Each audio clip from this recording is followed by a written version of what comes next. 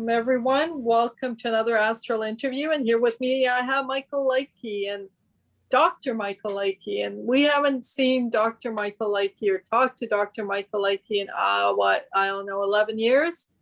Wow, is it that long? I thought it was only like 7, 8 years. Holy cow, things, time escapes us. The illusion of time escapes us.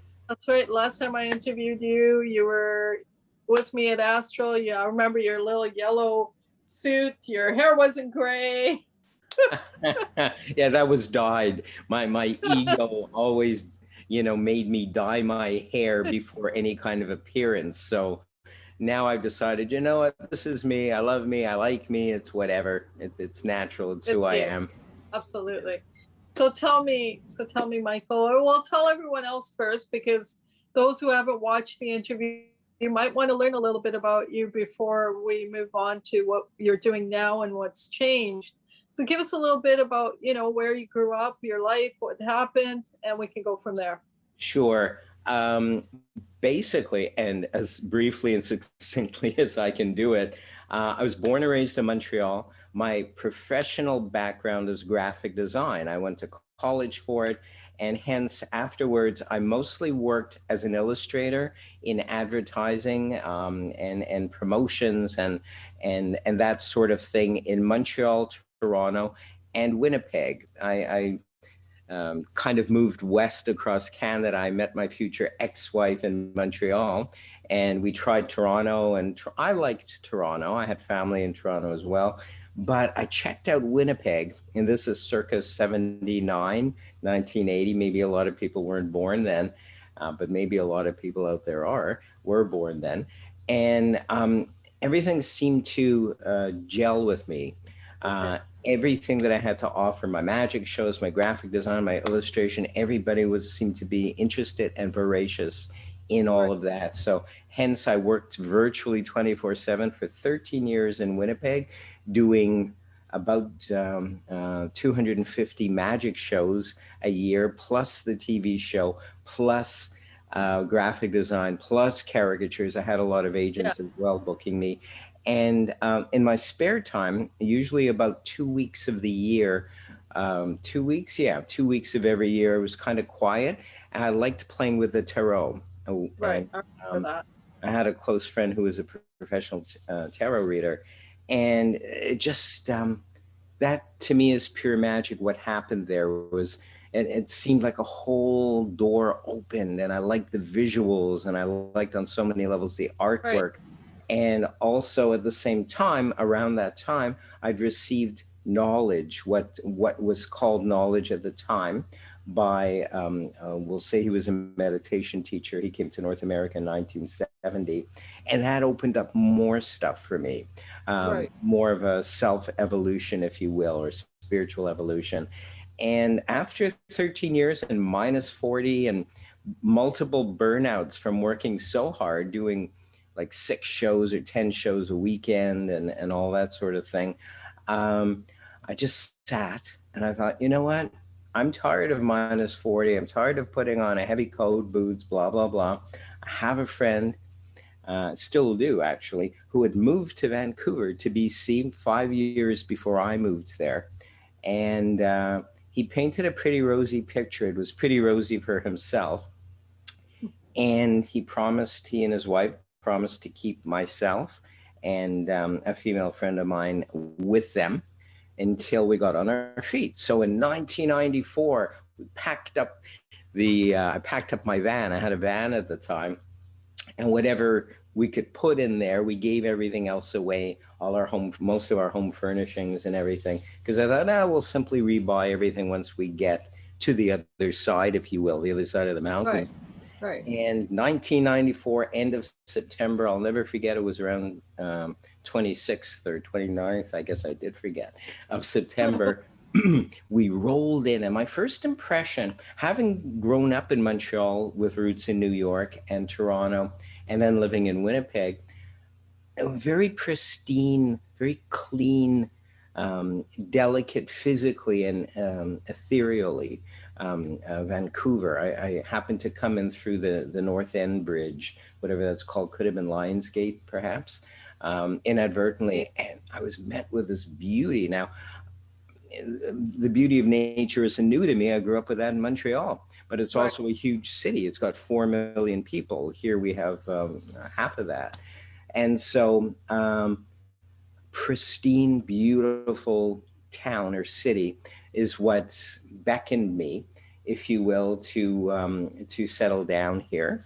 I met Nice. my future wife here, who's from here originally, and it was the beginning, one of the beginnings of my spiritual journey. I believe that meditation was the true beginnings. Right. Then receiving Reiki from a teacher back in Montreal, believe it or not, because I visited there during my stay in Vancouver.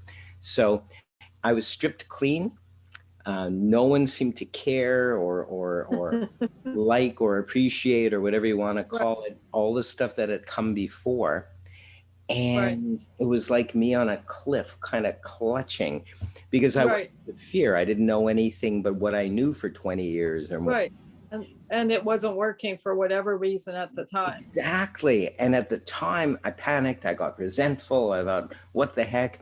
But fate, I don't know, I hesitate to say fate, something happened so that I couldn't financially go back. I could not turn around and come back Right. here. Right. And kept practicing meditation, staying calm, enjoying, and going into a query, asking myself on Right. a subconscious level, why is this happening? But not like, why is this happening? But it's like in an interested way, Right. Right. right? Right. Right. And And that makes a difference, right? And it makes oh, a difference. absolutely, it sure does. When we go into fear, and we were just talking about this before we went to air, when we go into fear, it's kind of the opposite of love. I know people think, some people think the opposite of love is hate. It's fear, I Right. believe. Yeah. And when we go into fear, it kind of creates a resonation that results in not such good. I'm being judgmental by saying not so good. I believe Right. we can find good in everything, even things that, Absolutely. right? We That's can so find good. blessings, if you will, in whatever happens, because, and I truly believe this, and a lot of people might go, Michael, you don't know what you're talking about. And they would say just like that, Michael with a cigar, you don't know what you're talking about. But I do. And I really believe that when we go into fear, other things happen that we're not expecting. Maybe that's to help us grow. Maybe that's to help us open up. It forces us to open up. And that's essentially what happened to me from 94 on. I discovered a whole world and tools where I could help others to help themselves. Okay. Wow. So when I last spoke to you, you had written a book. Okay. I don't recall the title of the book, but you can help me with that. I know the word soul was in it. Yeah. The reason why I went okay is because I'm not saying this to brag. I'm just grateful. I've written 46 self-help metaphysical books and 12 to 15 Magic Mike, the performer related books, The new and books. CDs and DVDs, etc. So I believe that it was the science of the soul at the It time. was. It was. Right? It was. When you and I connected. Wow. Good memory. For, I guess. Well, because I went online to see if I could figure out what the title was, and there was like way too many to figure out. Yes. It's overwhelming, isn't it? To prepare for this, I wrote down a couple of notes. I know I sent you a whole batch of stuff, but it's like, this is better to do it this way. I wrote down a couple of books, the titles that I really highly recommend. I don't make really much money, maybe a buck, maybe a couple of cents off of each book. That's not why I write my books. I write my books, first of all, when I'm inspired, if you will, and a title comes to me and it just flows. And I can write a 300-page book, and I have many, in a month, or a 100-page book in a month. I just pace myself. Would you be able to list all the books you've written? No, but it's exhausting for me. Probably, hopefully, folks out there won't be bored, but I was really guided to just mention a few, pardon me, the powerful healing gift of prana. Prana was life-changing for me. I believe it's life-changing for others. It's been proven Right. that I've it taken is. a course in pranic healing, so I have an idea of what that is. Maybe you want to tell others about it a little bit. Sure. And I'd like to, at the same time, compare it with Reiki. Okay. So basically, and I actually wrote a paper about this, I believe, to get my master's degree. The differences between why Reiki is called Reiki and why prana is called prana. And it's really a cultural thing. It Yeah, depends. prana is Sanskrit, right? Pardon me? Prana is Sanskrit, right? Yes, exactly. And whereas Reiki or Ling Chi is Chinese based, Reiki is Japanese based, but really the base, the origins is Taoism. A lot of people thought, oh, Buddhism is the basis of Reiki, and then, years Yeah. ago in the New Age genre, they went that route. But I like going deeper, and I've written a book called Master Reiki, which is a complete course, Reiki course. You do need attunements. I don't believe in doing attunements this way or through books. I believe that in person is best. Now, simply speaking, the difference between Reiki and prana, besides the cultural, one is Indian, the other one is Chinese or Japanese, is really if you work hard at, say, Tai Chi, Qigong, Kung Fu, which I have been for close to 20 years, over 20 years, your healing energies or God energies start to become increased and flow through you, and thus you can initiate self-healing in others. I'll never say, oh, I healed you. Nah, girlfriend. I'll always say, I initiated the healing within you. And really, it doesn't matter. People used to say years ago, it matters whether you believe in this stuff or not, or it matters how much you want to be healed. I believe because of karma, Yeah. destiny, if you will, we will heal so much, and then the rest will be healed next lifetime. So Wow.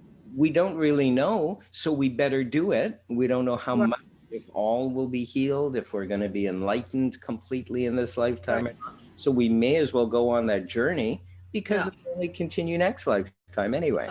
Yeah. Absolutely. So prana, it's God energy, if you will. So then, And I, hmm? so then you're saying this thing reincarnation does exist. Well, and I'll tell you where I'm coming from. I'm coming from a clinical hypnotherapist perspective, which I am as well. I got those credentials years ago. In any case, through my practice of hypnotizing, probably, and I like to use the word self-hypnotizing because it's not like one person has power over another person. The Right. person has to want to, they'll lay there, they won't even know they're hypnotized. They'll think to themselves when they're laying or sitting there, I can sit up anytime I want, but they don't. And so through my clinical hypnotherapist practice, I took people to previous lifetimes. Right. I was very skeptical at first. My main reason for going into hypnosis was to free people of unwanted behaviors, if you will. Right. And but everyone virtually were lined up for past life stuff or in between life stuff, and it's like, okay, I better study this now. I was very well equipped Right. after graduating, but it's like this intrigues me, and I've yet to do a into the future kind of reading. I'm not Right. reading, but hypnotherapy session. I'd like to Perception. try that. So by taking people into their past lives, they would recall names, dates, places, Previous. things that they were, and I would do the research, or they would after. And in most cases, those characters existed that they thought they made up. So it's impossible to be creative under self-hypnosis. A lot of people Right. think, oh, well, I made that all up or it's my imagination. But doctors have acknowledged it's impossible. Something about our creativity stops under hypnosis. So everything that's come through under hypnosis in past lives, I believe is true. I believe that's real. Wow. Wow. Wow. Those are really good points coming from a hypnotherapist perspective. I didn't realize that your creativity stops when you're in a hypnotherapy session. Very fun. It's, you know what? It's very fun. The life between. You're a magician, so you work with cards all the time, like regular playing cards. And isn't it true that regular playing cards were the original tarot? I believe, and there's all different schools of thought. So I'm just gonna, from based on my research and my book, Practical Tarot. No, I believe the regular playing cards evolved from the tarot. Okay. And they were scaled down. They were originally, I forget how many cards in a tarot deck, 70 something, 72 maybe, or 78. And there's a major arcana and a minor arcana. And essentially, our regular deck of playing cards evolved from the minor arcana or arcana, depending on where in the world you're from. Where in the world are you from? Potato, tomato, tomato. Yeah, let's call the whole thing ORF. And so, which was also a TV show in the 60s on CBC Canada. In any case, regular playing cards always intrigued me. My dad introduced me to a regular deck of cards. I must have been 6, maybe 7.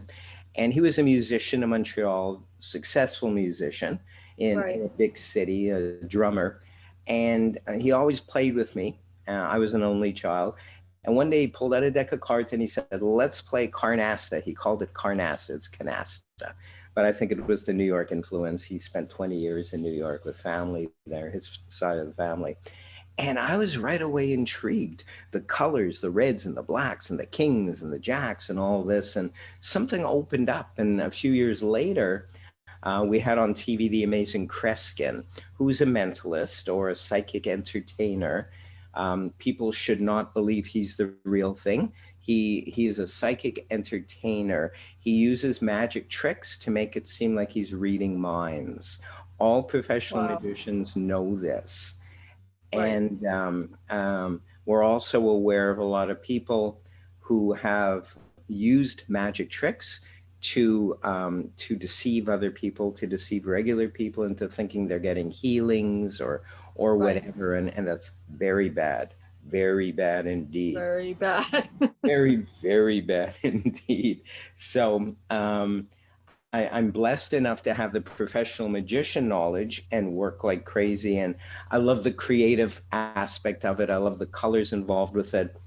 And this year, it was a very, very exciting year for me. I'd like to talk briefly about a most prestigious organization in England called the Magic Circle, which accepted me this year into their folds. I've been already a member for years of the International Brotherhood of Magicians, the Society of American Magicians, plus the local branches here. We have at least 3 here of those wonderful clubs of sharing. We're like a brotherhood and we share tricks and we teach each other. It's really cool. And we have everything from beginners to seasoned pros. But I had never, part of my bucket list this year with time on my hands, there's never really time on my hands. I'm always writing or editing or filming shows and stuff. But actually, time is on your hands. Yes, I love it. Very good. Very good. What's my line? In any case. Oh, you froze again. Why do you keep freezing? I'm not okay. You've hit recording. So this year, as part of my bucket list, I decided to approach the prestigious English organization called the Magic Circle. And Prince Charles is in there. Not everybody gets a chance to get in there. You have to do a test, you have to do an exam, you have to present to them. Okay. But we're out here, we're in Canada, we're not in England. I would have had to have flown to London, London and do this. So I thought, let me take advantage of the fact that we're using Zoom a lot. And oh, I tell you, Shahiroz, the things I learned in that little journey towards the Magic Circle, I believe I've refound the real magic in this lifetime. Wow. Well, what do you mean by real magic? Because, I mean, every magician thinks that they've got real magic in their hands. And And I want to go back. Is Prince Charles a magician then? Yes, yes. Okay. He did the famous cups and balls to get in. There's a very famous picture of him with the Magic Circle logo behind him, etc. And he's doing the cups and balls. So you asked me a question. Not all magicians, performing magicians, believe we're the real thing. In fact, we're some of the most skeptical folks in the world. In Oh, fact, I belong to an organization called the Paranormal Investigative Committee of the Society of American Magicians. That paranormal committee was started by Houdini way back when. And wow. we investigate, or when fraudulent mediums come across our table or come across our Yeah. site or whatever, Yeah. we investigate. But that's a whole other thing. Um, so I believe that real magicians, ritualistic magicians, of course, believe that magic is real. For me, being both, being a performing magician and knowing the real magic of life, for me, it's a little bit subjective. Okay. So as I was practicing for my performance for the exam, I got moved.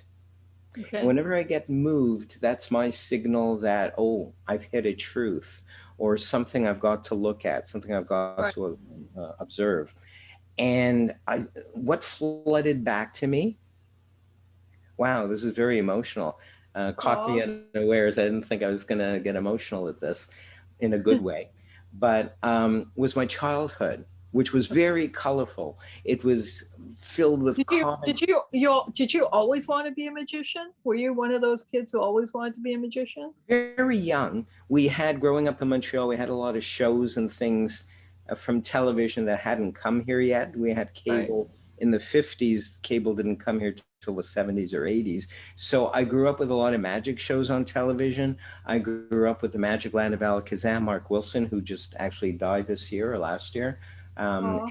And we had a local magician called Magic Tom Auburn in Montreal. He was on 25 years, 7 days a week on television, local television in Montreal. So it excited me to watch magic. To me, it was real. To see the scarves vanish and appear and all this sort of thing, it always excited me, at least, and Right. inspired me to do good. There was something about comic books and animation and magic and the color of it all. And my memories flooded right back to that while I was rehearsing. And something Wow. also said, find Disney style music to go with it. Because from a marketing perspective, Disney knows where it's at. They have the emotional ups and downs, and Yeah. that's a whole formula that's magic in itself, real and otherwise. So I did. I found copyright free magic, Disney like music to go with I coincidentally do a cups and balls routine. I'd put that on hold like 30 years before, and something Right. said, do this routine. It's different with this music.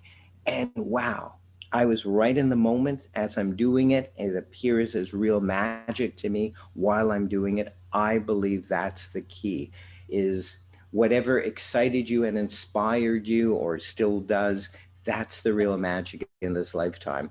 And of course, there's other things like compassion. And when we're working with other people, I think our own excitement will inspire other people. Right. Right. Well, it's fascinating because the beginning of the year, I started a goal setting exercise. In that goal setting exercise, yeah, I wrote for myself, 50 times what my goal was. And in that goal was I wanted every day to be magical as one of my statements. So, and as far as magic is concerned from a personal perspective, I believe that's happened. Every day is freaking magical for me. Yes. Um, Something magical happens, seems to happen every single day. I don't plan it, I don't expect it, but and it could be a little thing or it could be a big thing, but it's so un what's the word I'm looking for? It's unplanned. It's something Yes. that you never thought would happen, something you didn't even think of. So to me, magic is getting access to that unknown reality or that unknown space and time, and tapping into it and retrieving from it, maybe. Absolutely. You say something which is so true. It's unplanned, except for setting intentions. I believe if we Right, set intentions and then let right, it go, right. part of the roadmap or the In a flags sense, along our. that goal was my intention, right? Yes, exactly. Exactly. Synchronicity is a good key as well, that we're on the right track. It's like coincidence, or is it something more? Right, And that's our clue. I'm excited. I love surprises, and I love the surprises that life does give us. Yes, we have right. the apparent lows, but Yeah, lows are subjective. I believe right, the Buddhist adage that life is subjective as opposed to us being judgmental. If something right. happens, let's say a friend of ours or a family member, of which I've had quite a few people this past year pass away. They've transitioned, whatever term Yeah, you want to use it. yeah, Not COVID related though at all. They died. They up and died. I believe their time was up, right, and for whatever reasons, maybe they fulfilled their karma, whatever. But there was the door, and they chose to walk through, or maybe they didn't choose right. to walk through. Maybe they went They, kicking and screaming. But we could look at that as human beings, and I did, because I've got one foot in this world, this physical illusionary world, and one foot and hopefully an arm as well somewhere else. We can look at that as, oh my God, it's so traumatic. I lost so and so. But isn't that so ego based that we lost somebody? Oh, we won't be able to kiss or hug them or speak to them anymore. And as human beings who are full of ego, and if you need me to elaborate on ego, I can in a few minutes, but we'll say, because we're mostly ego based, we take it hard. We're traumatized. But if we can step back and come from a greater perspective of the metaphysical mind, or the mystical mind, or the greater mind, or the higher mind, or the God mind, it's kind of like it was their time. And you actually yeah, feel good for them. You feel a peace that passeth right, all, right, and right. Because you're living your life, and as you're going through your life, I'm sure there's moments where you want to exit, and you sure. feel it time, and you feel, and so knowing that you can feel that, and knowing that, you know, you may have the will to do that. Well, someone else might as well, and you want to be compassionate towards that Absolutely. possibility. Absolutely. Absolutely. I think death, as we call it, is a gift. I really do. Or we might just look at it as a door to the next stage of our higher self, Right, moving on to right, whatever. But I don't look at it anymore. I'll be 65 in a couple of months. At this point in my life, I'm not scared of death. yeah. I And that don't and that's one of our biggest fears, isn't it? I think so. I really do. I don't want to necessarily suffer on the way out, but I'm not worried about that. It's like when I go, I'll go. That Right, means it was my time to go, and right, I'll be grateful for that opportunity to move forward. right, right, right. Absolutely. Um, So there's so many things I want you to elaborate on, actually, because you had mentioned Reiki and Prana and the difference between them, but you never really went into what the difference was. So maybe you Okay. can do that right now. I've kind of got these footnotes everywhere. Wait, you didn't tell me this. Wait, you didn't tell Ah, me this. excellent. Excellent. Very good. For me, they're literal post-it notes, but if you can do it mentally, wow, I really admire that. So Reiki versus Prana. As a practitioner and a teacher of it, I'll speak from that perspective. Prana is a lot of work, and I learned it not from local schools, but I learned it as part of my university degrees, the University of Sedona and the University of Metaphysics. That was a whole thing in itself, and it's very traditional. It's not new agey stuff. It's Right, thousands of years old. I researched the new agey prana that they tend to teach, and they credit some guy in the 20th century for having come up with it. That's not true. right. It's Sanskrit based. If Absolutely. it's Sanskrit, to me, that's my prejudice. It's the real thing. If it's Absolutely. Japanese or Taoism or Chinese, and ancient, thousands of years old. It's quote unquote the real thing. So Okay. prana is, and it's the breath, it's in the breathing. Right. And I practice every single day beside mystical meditation. I practice pranic breathing. Okay. And in particular, it's a rhythmic kind of thing, which I'm sure you're familiar with. For those out there not familiar with it, you breathe in and you keep the tip of your tongue to the roof of your mouth, because that's a Hanyin point. That's kind of Chinese, Japanese. I like to mix it all to get the best of both worlds. And you can keep your anal sphincter tight, because that's another exit point for energy. So you block the two energy points, you breathe in to the count of, for starters, 6. Hold it for 3, the beat of 3, and then release it to the count of 6. Then 1, 2, 3, you breathe in. So it's a rhythmic kind of breathing. You could start at 4 and 2, 6 and 3. If you can go deeper and longer, great. That there's healing in that, because prana is another Right. word for God, if you will. Right.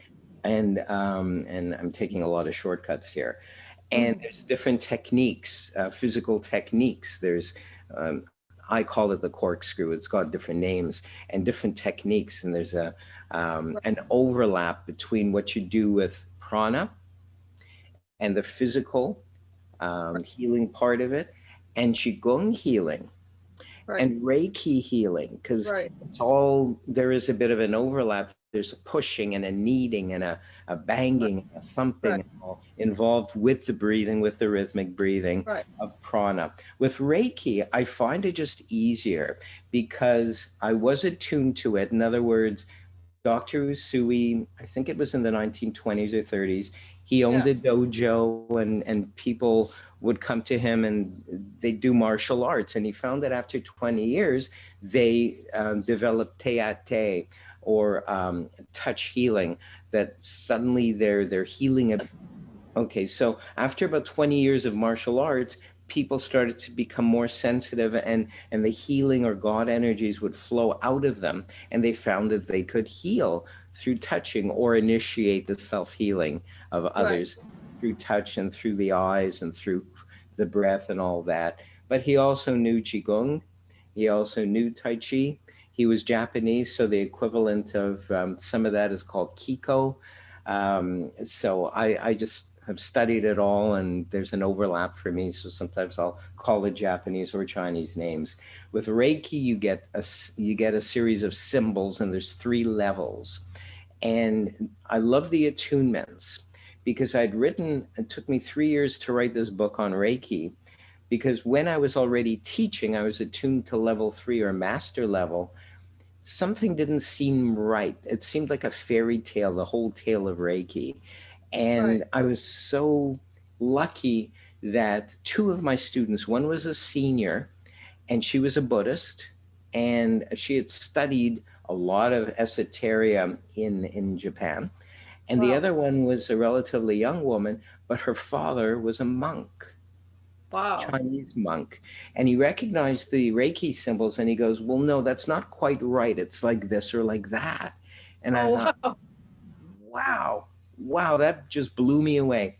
So that inspired me to really do my research while I'm still teaching what I know from my non-traditional teacher. And the book, I was at the time teaching from a fantastic book by Diane Stein. I still love her energy and her methods of teaching, but I was only able to teach what the world knew about Reiki, what the West will say knew about Reiki at the time. But that wasn't good enough for me, because I'm nuts. You wanted the real stuff. Yeah. So 3 years of research, and I wrote the book Master Reiki. It's out there if you want it on Amazon. It's got the correct symbols if you're about symbols, but really the symbols, as Dr. Usui said, are like training wheels. So it's really to set unconscious intentions. One is for physical healing, one is for emotional healing, one is for spiritual healing. So I still draw them, because I've experimented. I've had hundreds, I won't say thousands, hundreds of clients who have come to me for healing. And I find that they feel it more when I do use the symbols, when I blow the symbols into them. And I've tried both. I've tried many clients without the symbols, because I'm thinking, oh, it's just going to work its way in anyway.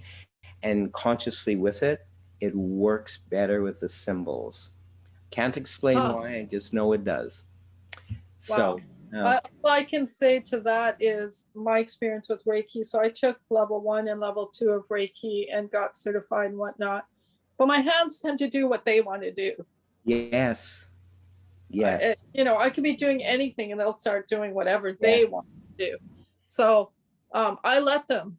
And there yes. seems to be better results when I let my hands do what they want to do versus. Exactly. And that's why, where I deviate from book work, book study, to when you're actually doing it, something just might say, or your hands just might say, no, you don't have to hold them here. Something says, go here and go here, or do this or do that or whatever. Yeah. And you have to trust that because something greater than you at work flowing through you. Right. Right. Wow. Okay, so the next question I wanted to go back to was you said you took all these different courses in magic. And so tell me what transpired from the first one to the very last one. There must have been a change in your consciousness or your abilities or your experience by doing that. And there must have been like these aha moments that you might want to share. Basically, that all happened this year, which is really weird because I've been doing magic, playing with magic, let's say, performance magic. I want to say not ritual magic. I've been playing with performance magic since I was 14, started doing some shows, and, it was exciting. When I did my shows, I was naturally enthusiastic. Right. And I didn't learn from anybody back in the day being in the 50s, 40s, 30s. For me, it was the 60s and 70s. There was books. So we had to learn from books. There wasn't DVDs, there wasn't videos, Right. unless you were fortunate enough to have a teacher. Even Montreal, a huge city like Montreal, it's hard to access professional magicians who will come Right. and like you. Right. So I learned all from books and later on by watching other magicians. So I'm self-taught for sure. And also I go by my audiences. If I think I've come up with a good bit, they may not respond, they may not laugh, or they may not go, and I'm often surprised as well. So I have to play it by ear. I can only do my best, practice the sleight of hand, the routining of it. It's a whole structure. It's a whole thing. And then you have to relax. You have to know it so well that it's embedded so that it's committed to muscle memory, if you will. And you go out there and you just do it, and there's a whole structure for shows and stuff as well, which I won't get into. It wasn't until the 80s I realized I was doing it right. I read a book about children's magic. He was a kid show magician. He's still alive, named David Ginn. And it's like, holy cow, I discovered myself that you should do this kind of trick at the beginning, another kind in the middle, and so forth. But the way I am too, I'm often inspired, so I'll bring a lot of extra tricks. And if I think, no, I don't think I should show them this now, I'll show them this now. It's a very intuitive you art. ad lib and you do what you gotta do to make the show a success, and you follow your intuition and what the audience is doing. That's excellent. You have to. It's fun. That's what I love about it. I love improvising. And hopefully my audiences, I'm told that they get excited and they laugh and they seem to like me. And that's half the battle. I was told a long time ago that if they like you, you can do the simplest thing and they'll love it. They'll think it's amazing. But I still try, and I still, because that's the way I am. You mentioned ritual magic and traditional. What was the other word you used? Practicing. Not sure. I just what I call real magic, ritual magic. I've studied all of that. It didn't overlap until this year. Oh, wow. I tried to force it. I tried to, when I had my metaphysical ministry for a few years, because it was there is some truth to this ritual magic as well. You can. Yes, absolutely. There's no question about that, because you're working with the elements and the directions. And if you study the Wiccan traditions and native traditions and Celtic traditions, there's a huge overlap of the circle the directions, animals. It's just depending on the traditions, it's just they change the colors. So, you know, if it's native spirituality, it's black in the north instead of green, Right. and all that sort of thing. And if you're in Europe, then the directions are a little bit the other way. But what excited me years ago, I did the research in the 90s because I wanted the overlap. I wanted to figure it all out. Right. And I found it in the Celtic wheel, which apparently I didn't know it was a thing, the Celtic wheel. And my Celtic wheel that I came up with combines the directions. It combines Wiccan, Native, the tarot, the directions, elements, colors, all of that. And then it all made sense to me. That brought things together years ago. But this year, when I was approaching the magic circle, I got inspiration from a senior magician. He is the president of a local chapter, an international chapter of the Society of American Magicians. And he'd seen me perform many times. He saw me perform for some of his gala shows, and, you know, we're not strangers. He was very big in the 80s, as a lot of us were in the 90s. Then there was, for some reason, a break. And he said to me about my performances, and no one's ever said this before.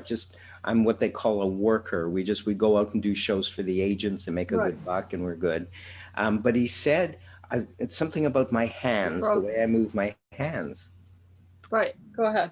And I told him that I do Tai Chi, and so does he. And so he believes, and I do as well, that something about working with energy, the Chi ball or whatever, Reiki or Prana, makes us more graceful, maybe, or maybe on some level where we're more aware of something. I don't know. Right. So that excited me. That inspired me. That was the beginning of metaphysics and magic, performance magic overlapping. And then, as I said, as I was practicing, I got inspired, and I believe I found the real magic, and it moved me and all that. And that's what inspired my latest book. It's not a plug. I'm being real honest about this. I know. I understand. You know, metaphysics, mysticism. Because in the time I've known Michael, every single book he's written, that I don't know about all his hundreds of books yet, but the ones he talked about when I knew him, it was always inspired by something that happened around that time. And there's a story behind it. And so, certain people can write books based on their inspirations that they get. And I believe Michael's one of those people. Well, thank you, Shahiroz. And you make a valid point. I guess that was a pattern for me, is I'll be inspired. Inspiration is at the key of it for me for writing. So I came up with metaphysics, mysticism, and performance magic. Wow. And in it, it sounds bigger than it is. I'm essentially promoting, and I've put pictures or stills from my video teachings of Tai Chi, etc. Tai Chi, I'm promoting Tai Chi, I'm promoting mystical meditation, I'm promoting prana, I'm promoting all the things that worked for me so that I could share it with others. And I believe that makes my performing of magic on stage, and I believe it will make any performer a better performer if they're in touch in that way. If you practice Tai Chi, just Tai Chi. If you practice yoga, just yoga. If you practice Qigong or Qigong, you know, or any kind of martial arts. I'm very biased and partial to Gong Fu or Kung Fu, because I believe everything else came from that. You practice energy work and meditation, and your performances on stage will be better. It may not happen overnight. It might take a year, might take a few months, might take 10 or 20 years, but the energy flowing through you, the higher energies, will somehow guide you on a level that you yourself won't even be aware of, but your audiences will be. Wow. Wow. That's amazing. So oftentimes when we work with energy, we work with our hands, and magicians often work with their hands when they're doing things. So is there a correlation? Is there like some kind of magic that literally happens when you're working with your hands and doing a magic trick? I think so. As magicians, as stage magicians or performance magicians, we're very skeptical. So for us, a regular magician might just, let's see if I can show this properly. Yeah. Prepared. We'll move this a little bit. A regular magician might just do that and be gone. Right. Okay? For me, that's not art. For me, that's not exciting. That's not, oh, let's bring it back. There we go. For me, something like this, why run if you're not being chased? That's what we call it, is to gracefully put it there and to gracefully do that. And you really believe in your mind, you've made it. What the frick did you just do? I really believe I made it vanish. And I think that's the key. But if you're just, like a lot of magicians, you'll just, oh, it's back. You'll just do it. And maybe you'll be aware of the sleight involved. And, I believe that entertaining the audience is probably more important than the actual sleight. When I first started out professionally, the local magicians in Winnipeg hated me because I used trick decks and I used anything but sleight of hand. I was very adept at sleight of hand, but it was hard for me to entertain and free myself up if I had to worry about doing a sleight. Right. If you can accomplish the same thing with a trick deck of cards and make it look magic and believe it is, that's way better than worrying. And, when the perspiration is on your brow and it's like, there, doesn't that look good? Well, no, it doesn't. The audience can do its force. Right. So the key is believing it's real. I believe there is some kind of energy that goes on. I can see it well. I like playing with that sort of thing as well. Yeah, of course. Yeah, I can see it sometimes. I can definitely feel it. And it's getting stronger for sure. Everybody's journey is different, right? Yeah. When I say stronger, I mean it's more dense now than it used to be. I can literally like cup it if I want to with my hands, right? Sure. Yeah. How exciting is that? That's so exciting. It's amazing. And like I said, every day has become more and more magical in that, not just in energy, but in everything, in synchronicity and in meditation and dreams. Everything is more magical. And in my reality, sometimes they're pretty crazy things that happen and not necessarily positive, but it's still like, how the frick could that possibly happen? It's very magical. Exactly. In your case, and in the case of a lot of people, when we're stripped clean of something, it's kind of to shake us up and make us aware that nothing is permanent. Right. One of the main things of Buddhism is impermanence. Right. And how secure do we feel when suddenly our address book is gone or our contacts are all gone? It's like, 10, 20 years ago or more, that would freak me out. Right. I'd be on the verge of non-coping. I would be non-coping. Right.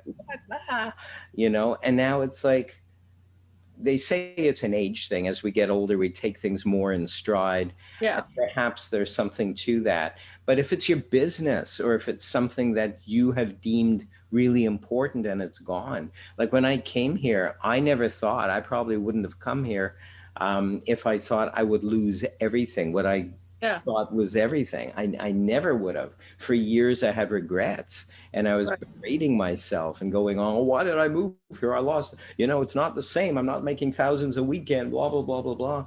And it's like, I don't care anymore. It's 27 years has passed. I think what I've gained more, this COVID thing is actually a blessing. We get to use Zoom. We get to use Facebook Instant Messenger and the video thing there. I've conversed with more magicians throughout the world in the past year. I've done more in magic, performance magic, in the last year than I have all my life. I thought I was successful in Winnipeg, but wow, now the world is our stage thanks to Zoom because we're forced to or led to be doing this. Right. Yeah, forced to or led to. Who knows what that is? Another form of magic, I'm sure. Yes. you know. So let's now go to that question we skipped earlier, and that is, you asked me if you want me to tell people about the ego, I can. So do you want to do that? Sure, because that'll lead into a few other things on my agenda. Right. We have an agenda, and sometimes it overlaps, sometimes it doesn't. Okay, oftentimes, at least when I was younger, a few years ago, I thought ego had to do with, oh, thinking you're better than other people, and maybe that's part of it. Yeah. But the ego I equate with the human mind, the fragile part, the earthly part, as opposed to the God mind, which is Right. eternal. Wow. And the God mind is above the ego mind. The ego mind is the difference between our human mind and the God mind, if you will. The ego makes us think we're better than others. The ego makes me aware, okay, I don't want my double chin or my turkey neck to show right now is the straight. It makes us fret about stuff that really, when I first moved out here, people used to say, don't sweat the small stuff. Right. It puts us like too much in this real, actually illusionary physical world. Right. Versus the God mind. And we're subject to that. If we've reincarnated into this life, if we exist physically right now, we have, and this was one of my last books I wrote, my last metaphysical books, because I felt I hit it, that's it, there's not much more, otherwise I'll keep repeating myself. In meditation or self-hypnosis, I say to myself every day 4 things. I let go of my personal ego will. Because if we do just that one thing of the 4 things that I'm about to mention, wow, we're more on track with source or God, if you will, or Right. we're more in tune with the God mind, higher mind, universal mind. Right. So letting go of the personal ego will is so crucial. It's one of the most important things. We're also subjected, if you will, to karma. Right. And Christian folks, followers of the Christian religion, they say we're original sinners. Or we're born into sin, we're sinners. But what that really meant, because of language differences, was we're born into karma. Right. Because of whatever we did in the previous lifetime. And it doesn't mean retribution. A lot of people don't understand the word karma. Karma is not retribution for bad acts. It's a balance. It's a cause and effect, if you will. So, for example, Right. in this lifetime, if, and let's say, God forbid, I stole from someone or I killed someone, it may not come back to me as having killed someone, but the energy will be the same. And it may or may not be in this lifetime. It might be in next lifetime or Right. lifetime after that. And I also believe your intention in that moment also plays a part in how that karma transfer unfold for you, right? Absolutely. If your intention behind the act was, well, I don't know how killing someone could ever be out of love, but if your intention was a positive intention in whatever act it was, then your karma is different than if it was a vicious act of fear or anger or hate or whatever those are. I agree. Absolutely.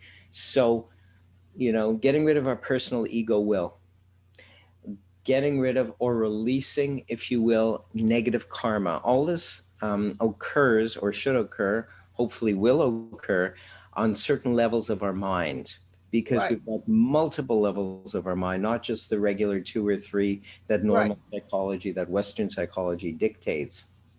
So all this happens in your mind when you're healing yourself or when you're doing this releasing in altered states. Right.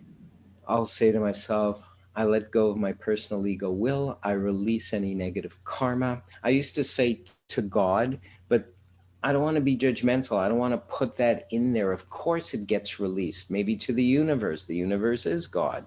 So I just say, I let go of my personal ego will. I release, I say that in my mind, I release any negative karma. And that includes not just from this lifetime, but previous lifetime. And I'm telling you, Shahiroz, since I've been doing this, I guess the last 4, maybe more years, 4 or 5 years, my life has begun to be physically transformed, as well as emotionally and spiritually. Really, that's a big issue. I don't know if we can get rid of all karma, but we can try to. We can aim for that. Yeah, Um, I been practicing something called the Sedona Method. Are you familiar with that? it sounds familiar. I'm not sure. Well, it's really simple. You just whatever it is, whatever issue you're battling, you ask it to be there, and then you ask the opposite to be there as well. And then you ask the two to talk to each other, and you ask the two to forgive each other, and then you let go. And then you ask God, universe, whatever you want, to fill that space with the best of both. Wow. That's That's been working for me. That's awesome. That's like the mind treatments Right, in ancient wisdom, timeless wisdom, metaphysics. We call it mind treatments, and it's right, essentially that in right, kind of in a nutshell, and releasing during affirmative or scientific prayer. And if you right. want to talk about affirmative prayer, it's not what a lot of people think it is. Releasing negative karma, identifying with God is also one of the hardest things to do. We are God. And I don't Right. mean that in an egotistical sense. I'm Right. sure you understand that. But a lot of folks out Absolutely. there might resist that notion. It's like, no, Right. not God, God, not the human Well, the concept of thing is, the way I say it is, if the Bible says it, we live, move, and have our being in God. So if you live, move, and have your being in God, your being is in God too, and exactly. and you are that being. so Hello. so so so you are God, because if everything in that statement is God, then you're God. Exactly. And a lot of folks, I mean, I was guilty of this growing up.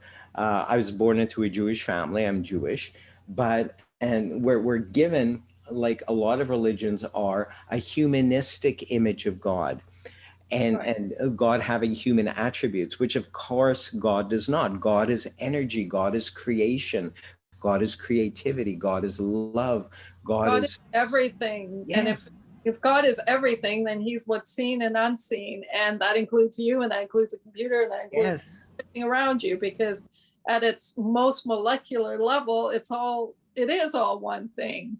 yes, absolutely. And actually you just made my point, which is really cool. It's like there is no place God is not.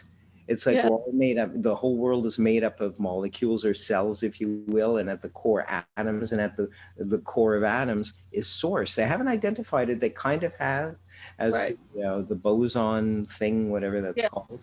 yeah, the boson particle. Yeah, and that's God. That's the God Yeah, particle. Like yeah. scientists have already identified it, but they won't call it God, and that's okay. That's Well, there's a book by Roger Penrose called The God Particle. hmm And he actually calls it the God particle. yes, yes, I've heard of that book as well. Yeah, But it's true. It's absolutely true. So identifying with God is another thing I do during meditation.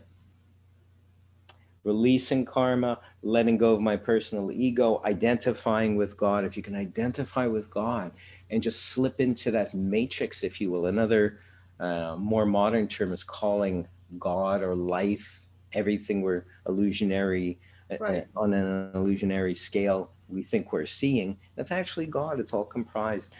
right. Identifying with God. And finally, if you've done all that, this is the journey in one of my books, The Fourfold Path to Enlightenment. Prayer and praying and thinking from the mind of God or the mind of the universe. If all our prayers and thoughts came from God, which they do really, but you want to make sure that they are Right. by doing these other things, by meditating, even if you Yeah. just meditate, even if you just do mystical meditation and sit for 10, 20 minutes a day and focus on your breath or focus up in here in the third eye. Just Right. doing that, you're way ahead of the game, if indeed it's a game. Right. So these four things are in the Fourfold Path to Enlightenment, one of my books. And it's one of my favorite books because it's not a thick book at all, Right. but it's very intense. And I cover these points and cover a lot of stuff. And you have to do the work. I Right. think it all boils down to, I don't know if it was you and I talking or me and someone else. There's no magic wand. You got to put in the work. You got to be Right. disciplined. Right. Well, there is a magic wand, but it only appears when you put in the work and you beat this. Very good. Very good. Very, very good. You know, I remember clients coming to me at one point. Well, I was 7 years at a metaphysical store in Coquitlam for 7 years, 2 days a week, Fridays and Sundays. And Fridays, I'd usually have 10 readings lined up.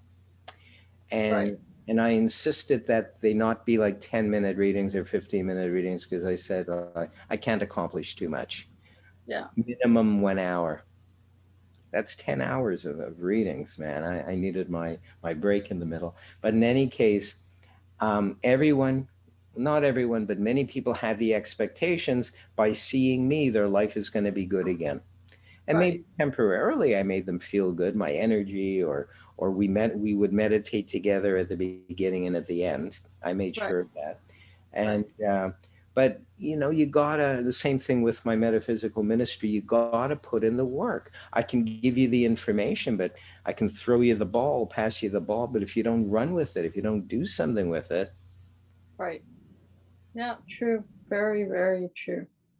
Okay, so talk about starting and stopping and things working and not electronically. I believe our energy affects things. So back in the day when I used to record on cassette, that's how long ago it was, my readings to give to people, sometimes a whole hour would pass and the tape would be blank.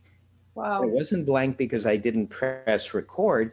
It would be blank because they weren't meant to, and they were the kind of person in some cases that would interpret literally what was said. Right. Opposed to just listening and feeling and allowing images to come to them. I once had, it was actually a local. Want to hear something amazing? And that whole time you didn't freeze for 1 second. Wow. Fascinating. So there you go. I believe if it's meant to be, it won't freeze, or it'll show up. I remember one person was a local celebrity, and I don't remember who it was a female. She had a steno pad, and she wrote word for word what I was saying in the reading. And I hoped this would all work out, but I had a feeling it wasn't going to work out. And this person was a friend of mine, a mutual friend referred her to me. And afterwards, I heard from my friend, and she said she wants her money back. She said, nothing you said was true, blah, blah, blah, blah, blah. And it's like, no, it doesn't work like that. You know, oftentimes I'll hit things on the nail. I'll give information that they know already about brothers and sisters and names and dates. That's kind of show. Here's my theory on this, if I may say. If someone's coming in there with the sense of doubt to begin with, then chances are they're going to walk out with the doubt, or the end result being right. Absolutely. Because they're going to mirror back to them exactly what they came in with them. Absolutely. And there are those too who don't really want to get better. They don't really want to learn. So they'll come in with skepticism. And I learned how to deal with that as a reader. I would give them the first 10 minutes free. Right. And the store didn't like that I did that, but who cares? So I would give them the first 10 minutes free. And I'd warn them, I'd say the first 10 minutes, if we jive, if you feel good with me, we'll continue and you'll pay after the 10 minutes because we're going to go an hour. But if you don't feel good, you can walk away, away the tape, the 10-minute thing, we're all good to go. So that eliminated a lot of problems, Once a year, there'd always be someone. It was always once, maybe twice a year, someone, nope, that's wrong. Nope, that's not right. No, no, no, no. Well, bye. You know, I tried, you know. Yeah, absolutely. And what we're talking about right now is probably what people don't want to hear, but just search within, and just search within is all I have for advice for that. Absolutely. Absolutely. You know, we're born with intrinsically all the answers. Yeah. And to unlock it with my preferred method is meditation, traditional meditation or mystical meditation. Relax yourself enough. Just like, oh my goodness, this just came to me. You know, when you sit around and you're relaxed enough, all of a sudden you'll get an idea or you'll get inspiration. It's the same thing. It's the same thing if you're worried or nervous or concerned or you need direction. You just sit, clear your mind, however long it takes. And if you get off track, just go back to focusing on your breathing or whatever works for you. And then just start to go about your daily thing, and it'll hit you. The idea is not to be, and I think they used to call it monkey mind or chatter mind. Do you remember what that was? Yeah. It's monkey mind. That's your mind that's always talking to you or talking back at you, whichever way you want to look. And that's the self-defeating ego. That's the ego mind. I call it the lower mind, judgmentally, because some people like to that. The ego aspect of you judges the ego in you. Yeah. Very good. Very good. This is so cool. It's like almost like no time has passed. It is. It's, well, we're friends, so we can communicate and share, and we both sort of have a similar interest, so we can discourse, I guess is a good word, about these matters and have fun with it. Absolutely. Do you know what? Have you heard the term recently, aura fluffing? The aura phone? Aura fluffing. Did you say aura phone? No, aura fluffing. Fluffing, fluffing, if that's the correct spelling. Aura fluffing. No, I have not. Tell me about it. So this came across my desk, or actually it came across someone I didn't expect it to. She approached me. I consider her a friend. She's gotten a lot of free Reiki sessions. I've had my students working on her. She was kind enough to participate. And I don't know if she phoned me or texted me out of the blue. And she goes, "Mike, do you know what aura fluffing is? I think I need one." And it's like, oh, right? She means dusting off the aura. Dusting off the aura, yeah. So this is the latest term for that, for dusting off the aura fluffing. And that's kind of sad. I like the pristineness of the actual process itself, because it gives it respect. Absolutely. Right? Absolutely. And it gives it there's a sense of responsibility for every healer who's doing a healing on somebody. Yes. It's not something to take lightly, because you have another being in front of you, and that healing work that's being done between the two of you is a real sacred act. I was just going to use that term, sacred, but you beat me to it. Absolutely. Both have a responsibility. The person has a responsibility to themselves for seeking healing if they believe they need that. And as a practitioner, we have responsibilities to our clients or students or whoever comes to us. And yes, it is a sacred thing. It's the fact that Source has trusted us in this role is big. Yeah, and both of us, you the healer and me the one wanting to be healed, we're both being trusted in this role. Yes. And to respect and to experience this beautiful experience. I mean, I can understand curiosity for those who haven't done it yet and all that. Absolutely. But when you're being curious, take it seriously. Absolutely. I've been so blessed, though, with 98% of my clients that I've been seeing since I've moved out here. I guess it's 27 years. Holy cow.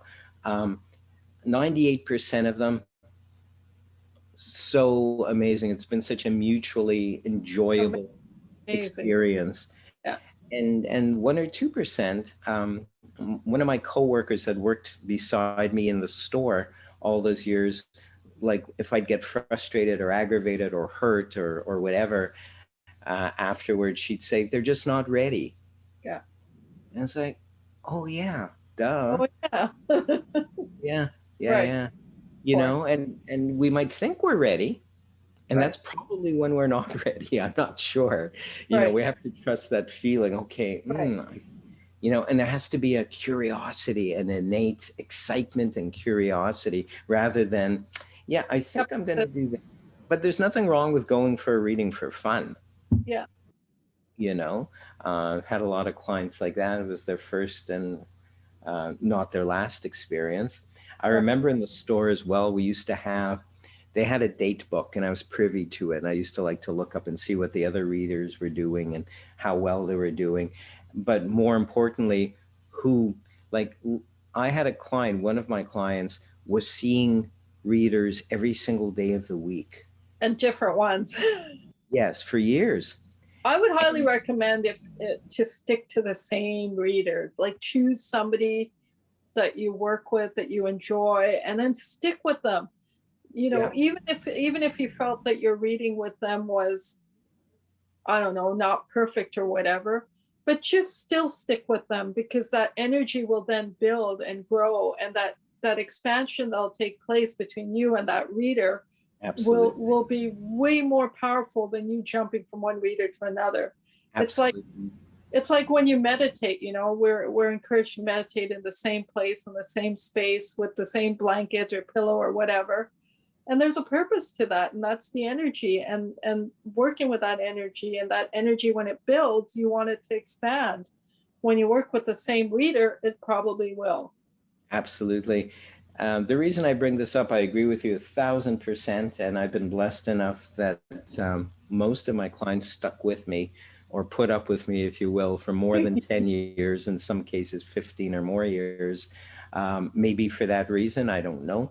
I was told a lot of good things, ego stuff that I'm too embarrassed to admit or say.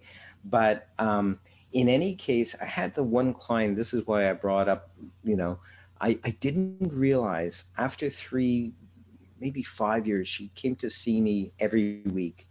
And I didn't realize, oh, she was seeing all the other readers too. Her issue was money. She Oh. was spending a lot of money on readings, Shahiroz. And so much so, I mean, it started to dawn on me. You know, I said to her, I brought up the question, why don't you like skip a month, not see me for a month? You know, it's none of my business if she sees the other readers. I said, skip a month or two. In fact, I'd usually recommend to people 3 months, every 3 to 6 months, or if and when it feels right, to go back to the reader. And Right. she refused. She kept on seeing me. And one session, I was right in the middle of a session, she blurted out, she's heading over to the casino. And unbeknownst to me, she was hooked on gambling. Oh, And this wasn't information that came to me for the 5 years that I was seeing her, or she was seeing wow. me. And that's why she lost her, well, she was losing, I don't know if she actually lost her condo or not. And she was running into a lot of problems. Had I known that earlier, I would have been equipped as Yeah. a clinical hypnotherapist to maybe, Sway her in another direction. Yeah. yeah, you Absolutely. know. So I felt so bad. So I quit her Did you courses. ask Spirit what that was all about, and why you didn't get the hit on that? Yes, yes, absolutely. You know, but boy, she was angry when I said, you can't see me anymore, or I can't see you. I made it, you know, like I can't see her anymore. I said, it's not going anywhere. She swore right and left. She was so frustrated and angry, but I didn't want that responsibility. I No. didn't want to have the store and me take her money. That wasn't Yeah. the issue. I mean, that was the issue in a way. It was money. You know, I didn't want to participate in that Yeah. throwing money away. Not that you throw away money in a reading, but no, save your money, you know, Right. deal with the, you know, and I point blank Deal with said, your money issues first, and then oh, I point blank said to her, see somebody about addictions. right. Oh, whoa. So that's the only regret I actually have uh, Right. of the thousands. We figured out tens of thousands Right. of clients that I've seen, is that one woman that I didn't have the foresight or information to know. And Obviously, you remember the story, so you felt it. yes, Yeah. Yeah. Wow. yeah, but that's her karma. I recognize that now, or our karma, or Yeah. whatever. You know, we Karma. came together. Maybe I should have asked other questions. I have no regrets in that way. It's a learning experience, and hopefully she's in a better place. Who knows? But you know, you have to look at it as learning. So I want to talk to you about I'm looking behind you and I see children's books, and I know you do magic and animation and other things. Well, not animation, but children's so-called shows. Maybe you could talk about that a little bit. Okay. What you're probably referring to or looking at is this Yeah, that. and that. Um, what those are, because I'm a graphic artist as well for many years, college trained, is and also to satisfy my creativity, I came up with some animated featurettes. I worked for an animation company in Montreal, and we did animated commercials and that sort of thing. And I never got over it. I loved it. They went under and I moved on, but I didn't move on. I still love drawing and I still love animation. So I came up with ego based. Well, what are you going to do? There's still people in Manitoba and in Winnipeg who remember me for my TV show. So anything I sell on Amazon to do with Magic Mike, they buy. Nothing else sells. I have to tell you, I have to tell folks out there, I've written how many? 45, 46 self-help metaphysical books. Can't sell them. You know what sells like hotcakes are the gosh darn Magic Mike. There's 15 or 16. There's DVDs. That's a DVD. There's a comic book. Those sell like hotcakes. It's not all Manitobans that buy them. Some are buying in the States. I look at demographics, right? And it's like, I don't know. But the process was fun. I started off with drawings and I colored them. I work on computer to do that. And I work with limited resources as well because I don't have the time or money to learn it in school. So I'm all self-taught. Anything you see on the internet of mine, the graphics, the animation, the video clips, do that all myself. Right. And I love it. I love the challenge. I love learning. Yeah, me too. Me too. I love doing my own productions too, because anytime you let someone else do something, it's never the way you want it to be. Right. Your energy isn't in it. Their energy Yeah. is in it. Yeah, absolutely. Yeah. So that I'm proud of. It's called The Adventures of Young Magic Mike or Young Magic Mike's Castle. And really I was inspired by, I don't know if you remember Rocky and Bullwinkle, those cartoons. Yeah. And they had fractured fairy tales, and it was kind of crudely drawn a little bit compared to Disney or Hanna-Barbera.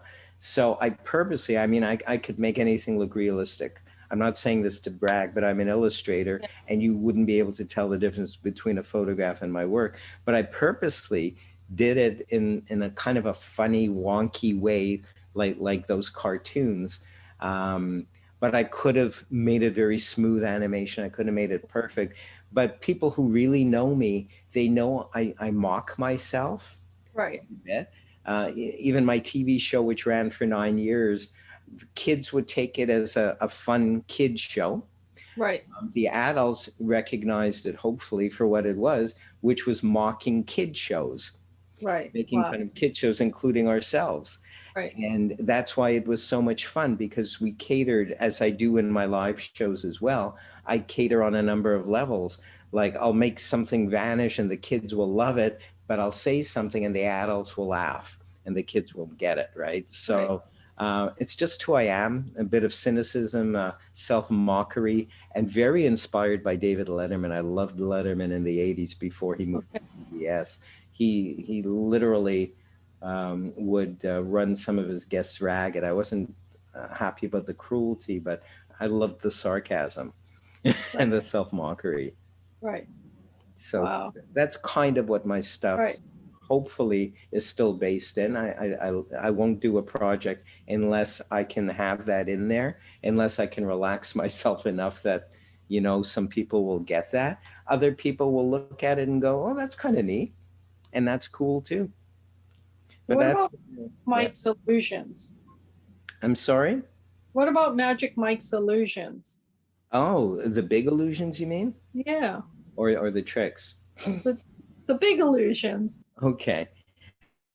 Because, you know, magicians, we classify illusions as the big box things, and versus the cabaret size. Yeah. Okay, good. So I had big illusions. Like the David Copperfield type of illusion. Yeah, those were great fun. See, now you're going to get me all excited talking about that. I had about Well, just a 10, little bit.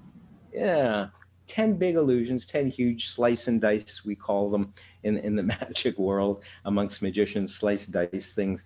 My first wife would be the assistant. She had the right body type. You kind of have to be 5'3" and very slender with no extra body parts coming out, if you know what I mean. Because illusions are just naturally commercially built to accommodate that size assistant. I was very small in those days as well. And sometimes I would fit in those illusions. And you still are, kind of. Yeah, yeah, thank you for that. But, you know, I work at it. And so, yeah, they were fun. Sometimes she would produce me. Sometimes I'd have other assistants I would train to do that. And it's a completely different skill set. Right. Because yes, you are doing music to it, but it can only be done on stage or on the floor of a bar or a dance floor. And my criteria was it had to be not only self-contained, but angle proof, what we call it. Again. I don't know. My criteria for doing large illusions was angle proof, self-contained, so that I could do it anywhere, even though really you do it on stage or you do it on a dance floor, etc., if you're hired to do that. I found that it required completely different skill sets, movement, timing. If you're a dancer, it helped. It helps. You can certainly tell the difference between magicians who are not dancers or don't have any stage training. I was blessed enough to have formal stage training and movement early on. So I'm very grateful for that. Like rather than walk on you walk a certain way or you stand a certain way, you're aware of how your hands are and not. So I was thankful enough to be able to add that into my presentations. With close-up, you know what I noticed? Such a shift, Shahiroz. People used to love the big illusions. It's expected of you if you're working a cruise ship or doing Vegas or if you're especially out east and you got big paying shows. There's such a difference between payment here on West Coast and payment on East Coast. I won't get into that. I was quite shocked and angry and still resentful. Okay, Right. magicians out east get $400 for a simple half-hour show. People out here, $100, 125, 150. So whatever. But the movement from large illusions to close-up has been quite obvious over the last few years. People much prefer seeing something under their nose in a walk-around situation, in a restaurant situation, or even on a small cabaret type stage with them right up close. And quite frankly, I love that challenge as well. We can hide behind the big boxes in a way, or we can be right in their faces. And I love both, but I love the challenge of being right there. Look at this, it vanished. How did that happen? Wow. So, yeah. So, how are we doing? Did you exhaust all the things you wanted to cover today? I believe so. I believe so. The four things, the fourfold path to enlightenment, things like prana, meditation, Reiki, all crucial. If people out there don't really know me, I've got my autobiography out. I did a book signing a few years ago for it out east. Magic Mike Likey, A Man for All Seasons. All these books are available through Amazon, not as ebooks or PDFs, but as solid, tangible books, because I feel that's important. They used to be in PDF, but not anymore. And if you're a performer of sorts, get the latest book, Metaphysics, Mysticism, and Performance Magic, all from Amazon. Wow.